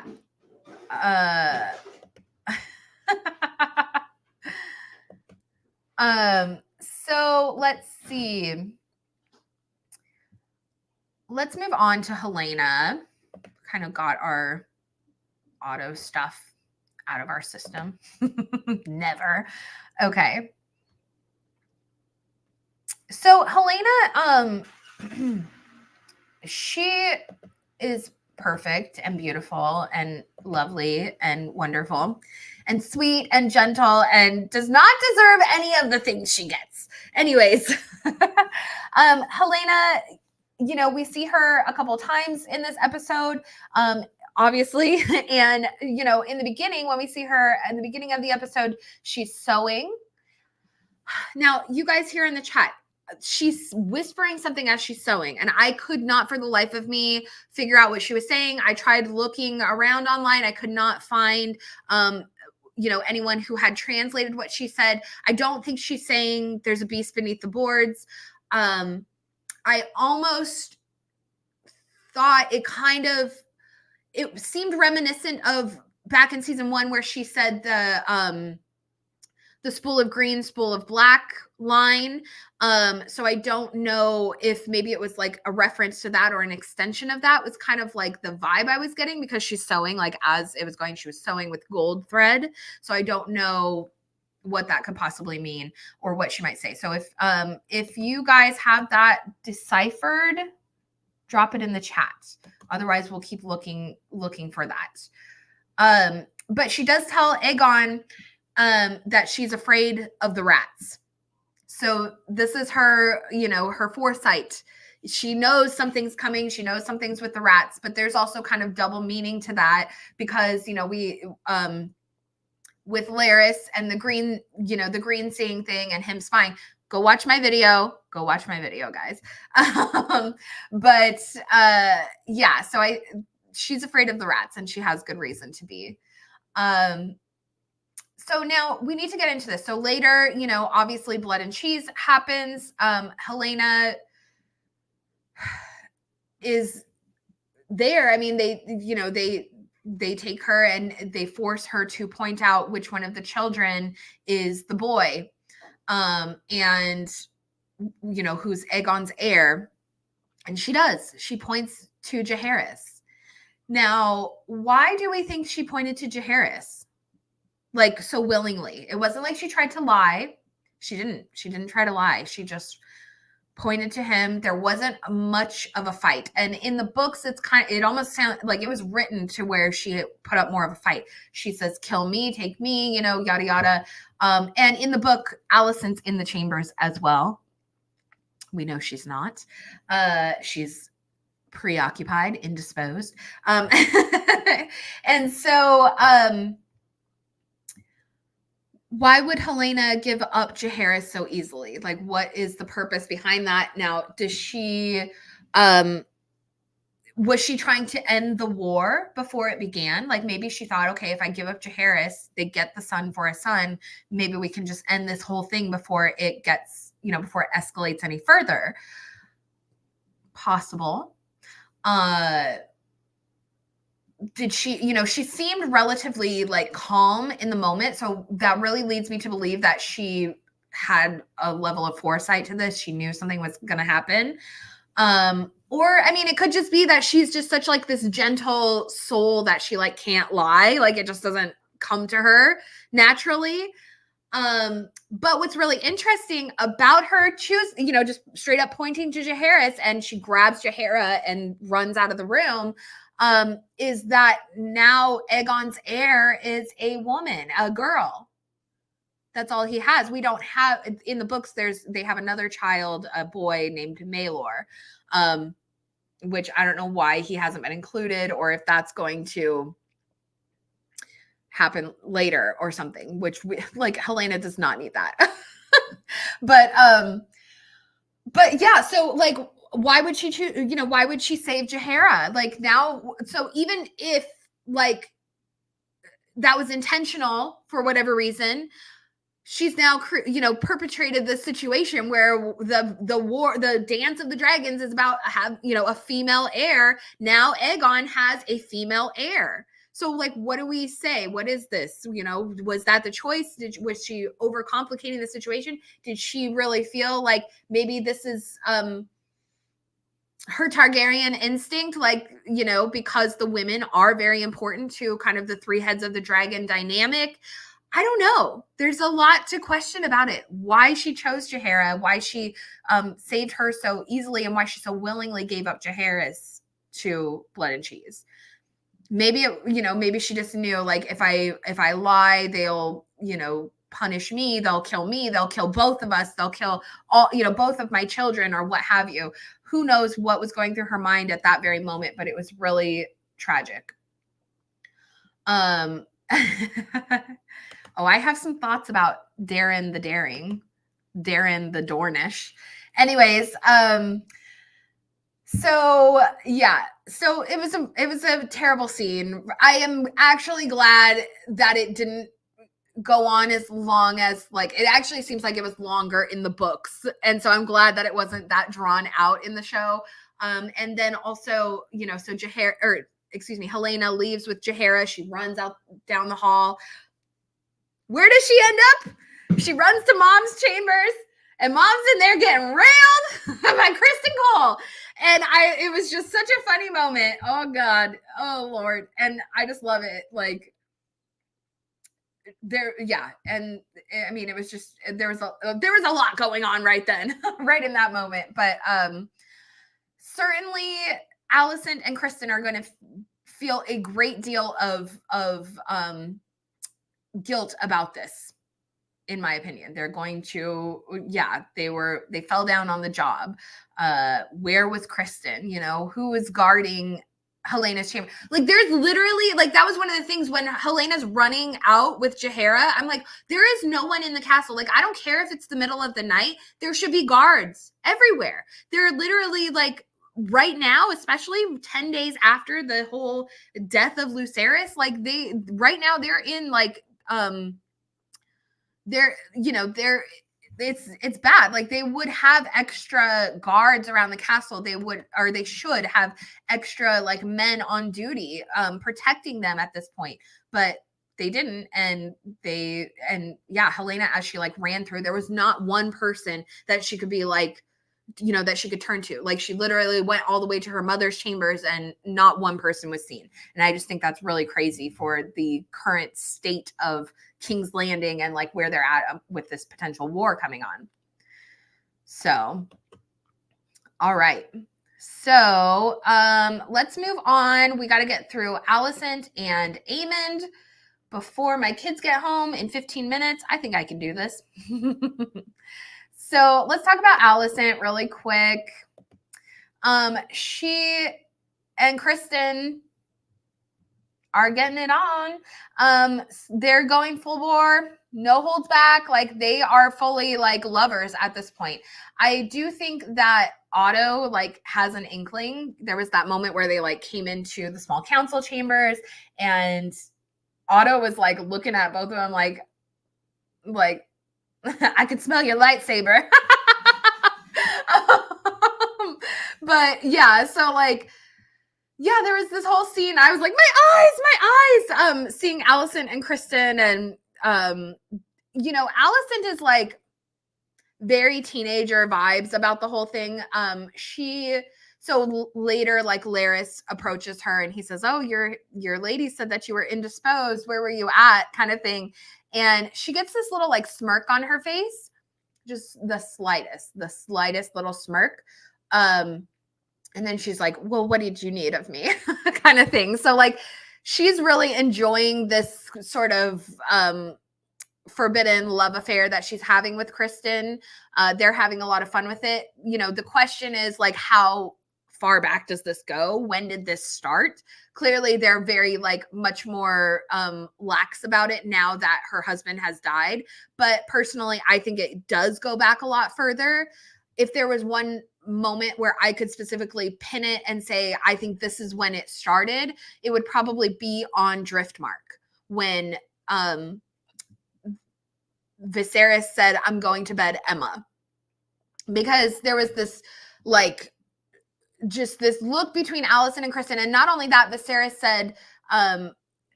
Sir Gerald, he asked, "Should I keep an eye on the Queen, Your Grace?" And he said no. And so Gerald gave Kristen the guard for the night for Alicent. I definitely think that they hooked up that night, because we have to be realistic. Like, yeah, Rhaenyra was out on the beach with Daemon and they were hooking up, but Alicent was not with her children, because that's the very same night Aegon's sitting outside getting drunk, like blackout drunk, to the point where Otto comes up and like kicks him. And then also Aemond, that's the night he stole Vhagar. He claimed Vhagar. So clearly Alicent's not keeping an eye on her children at that point in time. She was not paying attention to what they were getting up to. So I do think that she was preoccupied that night as well. And I if it were my best guess, I think that was when their sort of intimate relationship began. I could be wrong. You know, Alicent, she may have waited for Viserys's death. Or it may have started before that, because Alicent is aware that Criston has already broken his vows to hook up with Rhaenyra. And this was when they were much younger. She found that out. So like all these years have gone by. She saved Criston's life in the Godswood. You know, she saved him from being punished for his actions when he killed Joffrey of Lonmouth. So like there's this very deep interwoven trust relationship between Criston and Alicent. It's intimate. It's whether or not, you know, it's intimate whether or not they were physical or not, you know, depending on when their physical relationship began, is irregardless to their emotional relationship that they have. Oh, Harold, not Gerald, my bad. Sir Gerald's from Runestone, excuse me. Okay. So can you imagine if they held to the truth and made Alicent 15 years older, like in the books? Hey, you know what? It could have been interesting. I personally, I'm such a fan of Rhaenyra though. So, you know, I can't hate on the age change that the show did. We talked about the handmaids. Alicent has new handmaids that Larys, you know, he screened them basically. I think that they are probably strong sisters with their strong eyebrows, and and that they that, you know, they potentially have green seer abilities as well. So, and Alicent is kind of creeped out by them. Like they're all tending to her, and like, you know, when she's going to take her bath and she's just like, get out of here, get out of here. And I love that. It's such a contrast, because remember when she was bathing Viserys in season 1, and she very like, it was very queenly, you know, she dismisses them. You're all dismissed. But now, you know, now that she's in her bathtub, she's bathing herself, she's like, get out of here. All of you just get out. So she's really like kind of, we see a change in her. There's a difference in her. She's lost that gentleness, you know? I don't know. Although she did have that moment, she goes and she prays and she lights a candle for Lucerys. And that was sort of interspliced with the scenes of Luke's funeral. So there was kind of this beautiful connection to Rhaenyra, you know, between Rhaenyra and Alicent in that moment. And Alicent, you know, expressing deep, deep pain, understanding, you know, she's sorry for what happened. There's, you know, she guaranteed that was the last thing that she would have wanted to do to Rhaenyra, despite their differences, despite their sort of animosity between each other. There, no right woman, right in their mind, would ever wish for another mother to lose their child. Like death, fighting, war, whatever, that's different. But when it comes right down to it, when it's a woman that you love, like it doesn't matter if your sons are the worst enemies on the face of the earth, you can feel her pain if her son were to die, and same for her to you. Like it's just, that's a mother's pain is something that's so like tangible, or so like, I don't know. Yeah. I just don't think that Alicent, is, you know, she's not capable of being like heartless over it. Sorry, I'm like crying still because like the show just gets me so emotional. Okay. Okay. So, but what's really funny is, you know, so Alicent has this meeting with Otto and she says, you know, they're trying to come eye to eye. She says, I want to know if we're working towards the same ends, kind of thing. And they kind of get into it. And what's funny is Alicent says about Aemond that he's so angry. He's angry. He didn't get his vengeance and this and that. But then later we have this scene between Aemond and Kristen, and Aemond says the exact same thing about Alicent. She's angry. And I just love it. Like, these two, they're so yeah, they're not seeing eye to eye at this point, even though they're on the same team. And Alicent, like, when Aemond came into the small council chamber, she's like, you don't have a seat on this council. Like, she was like mom zone, like, get the hell out of here kind of thing. Like, she is angry at Aemond for his actions, for kicking the war off in earnest, because it shouldn't have been done like that. I don't think if it were up to Alicent, it would have been done like that. Obviously, Alicent, you know, she wants to take on the situation with the least amount of violence. Like she said, it doesn't have to be wanton violence. She realizes that there will be violence, there will be blood, but it doesn't have to be wanton. And so I think that's where we're getting this sort of unhinged version of Aemond, because we see a big change in him as well. And I like going back to like young Aemond. There's that scene on Driftmark before he gets his eye cut out, where Jace is sad that he can't mourn Harwin because they're trying to keep that secret, you know, that was his father. And so Aemond comes up and he and Jace are like standing on either side of a table, and they kind of look at each other, and you can see in Aemond's face that it's like he wants to express, like, you know, he wants to say, I'm sorry that your father died, even though he knows he can't say it. But there's just kind of this look on his face, and then Jace kind of looks at him, and Aemond's like, oh, never mind, and he kind of walks off. And that to me was such a pure Aemond moment, because Aemond, despite the fact that he didn't get his dragon until much later, despite the fact that his cousins and his brother pick on him, and the pink dread and all of this, Aemond he's a very sensitive little guy. You know, he has a sensitive heart. He feels things very powerfully. And I think that like he since like that moment, since his younger years, as time has gone by, and even at the end of season 1, there was this sort of zen-ness inside of him. Like he had this kind of like he's unshooketh. Like you can't shake him. Like he's very serious. He knows what his priorities are. He's the one that studies. He's the one that practices swordplay. You know, he's a very intelligent kind of guy.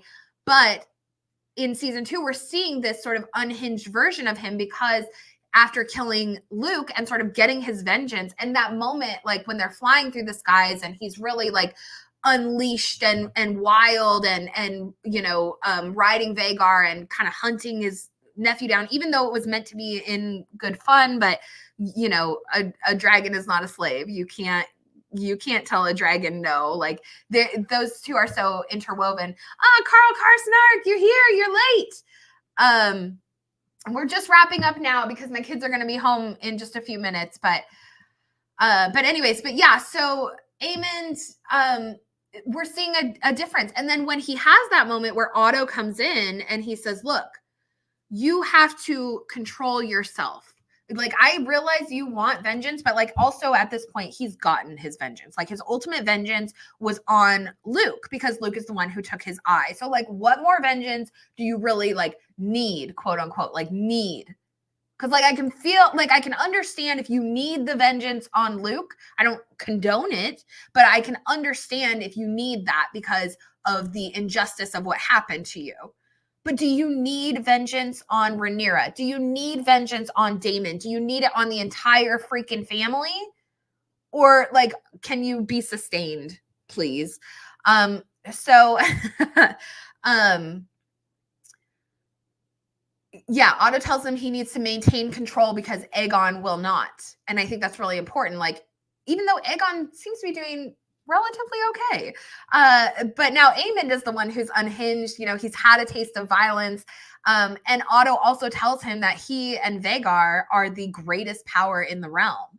Like, way to, like, you know, fluff his feathers when he's already, like, you know, on cloud nine. So it's interesting. He knows how powerful he is, and we need to stop reminding him of it. So I loved also the conversation with Aemond and Cole, Kristen Cole, in this photo here. I just think that was actually probably one of the best scenes of the entire episode, maybe of the entire show. I don't know why. I just really liked that scene, their conversation with each other, kind of hashing things out. They discuss Alicent and Rhaenyra. Kristen says, you know, he says that Rhaenyra is a venomous spider, and she got Alicent caught up in her web years ago, and it's not Alicent's fault. But Aemond says, you know, that she holds love for their enemy, and that makes her a fool.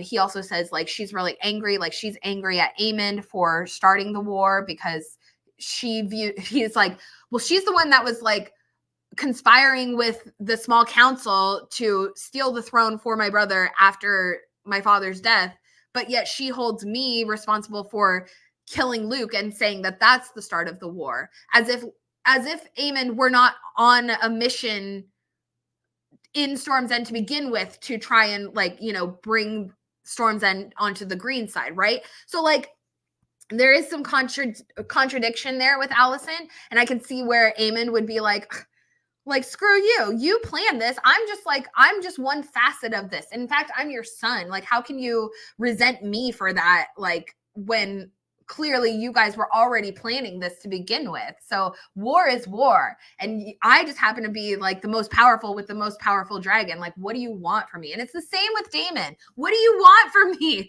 Like, I'm a warrior. We're in a war. Don't hate on me for being a warrior, you know? So it's just kind of an interesting dynamic, because the women don't want wanton violence, but when you're in a war, that's the men's realm. And even go back to season 1, Emma tells Rhaenyra, our wars are fought in the childbearing bed. Like, that's our war. The men fight the wars. They go and they fight and they kill each other. Our war is in the birthing bed. So yeah, there's something to that. Okay. And so, again, going back to Aemon's kind of transition, like, he seems like he's lost a little bit of that humanity after killing Luke, because he's gotten a taste for the violence. I don't know. I don't think Aemond ever killed anyone before that. Like, that's his first kill. So I would imagine that would change a man regardless of the circumstances. And for Aemond, it's given him a taste of violence that he kind of likes. There is some parallel to the idea, especially as he's sitting here with Kristen Cole talking about Alicent. Kristen also got away with killing Sir Joffrey with no accountability. And Alicent sort of facilitated that lack of accountability. So the same with Aemond and with Luke. Aemond's not being held accountable for actual consequences of his actions, of actually killing Luke. So, you know, what sort of long-term effects does that have? My husband and I were talking about, there's a kid here in town. I live on a small island. A kid in town got drunk. He comes from like a rich family. He got drunk, went drunk driving, crashed his car into a house, and nearly killed an old man who was sleeping in his bed. And my husband and I were talking about this, because if you're a rich kid who comes from a rich family, your family has the resources to get you a good lawyer and you know, fight whatever charges are against you. But what are you really teaching your child? Even if you do have the money and the access to those better resources, is it better to teach your child a lesson for the wrongs that they did? Or is it more important to use your resources as like a rich parent to try and save them from the consequences. And I kind of see this with Aemond and with Alicent, really, because it's the same with Kristen Cole. These guys get away with the consequences. So what are they ultimately learning in the long run? That violence is acceptable, that it will be excused by the queen, you know, as long as we're on her side, kind of thing. So there's definitely like a lot to kind of consider with that. I wanted to get into it more, but I really have to wrap it up. So that's about it, actually. That's kind of a good note to leave it on. So I want you guys to think about that. What's this going to make for Aemond? What's it make for Kristen? Kristen's now very powerful. He's the Lord Commander of the Kingsguard. What got him to that point? Pure violence. He killed Lyman Beesbury in the small council meeting at the end of season 1. He threatened to kill Sir Harold Westerling, the former Lord Commander of the Kingsguard, to the point where Harold just said, forget this. He took his cloak off and he said, I quit, kind of thing, which the Kingsguard serves for life. So that has to be like a very major thing. So we have to wonder, like, what are are there consequences, or do these men just get to, like, I don't know, teach them to themselves? You know, I don't know. It's interesting. But anyways, you guys, I really appreciate you all being here. We're going to be streaming every Monday to discuss the new episodes of House of the Dragon. This is the Monday Morning Murder Podcast, so which is a rollover from Yellow Jackets. But hey, I think it fits, especially in an episode about blood and cheese. What better way to do a Monday Morning Murder Podcast? So I do appreciate you all being here. I am going to be working on some videos this week. I will probably be recording some audio tomorrow, so hopefully I'll get some stuff out to you. But in the meantime, I have put out a couple videos in the last couple weeks, not getting a ton of views. So if you guys get a chance, definitely go check it out. I made a video on Larys Strong, which I think is more than relevant at this point. Rats, blood, and bugs. So check it out. And also I made a video on we'll say Sunfire and Moon Dancer. That was the week before. So if you guys want to check out those videos, definitely do so. Again, I also made a video on Blood and Cheese about a year ago. I had it unlisted and I just re-listed it. So you guys may have not seen it. It's got kind of low views as well. But go find it. I'll update the stuff in here and I'll put the links in the description as well. So yeah, so I appreciate you all for being here. I'm so happy to be back discussing House of the Dragon. It's been a long couple of years and I'm really excited to get back to it and enjoy our dragon times. So, so I appreciate you all and I will see you next week. Thank you all for being here. Yes, isn't he that, you know what? That's on my notes. That's on my notes. Joe's letting Hunter take care of himself. Oh yeah.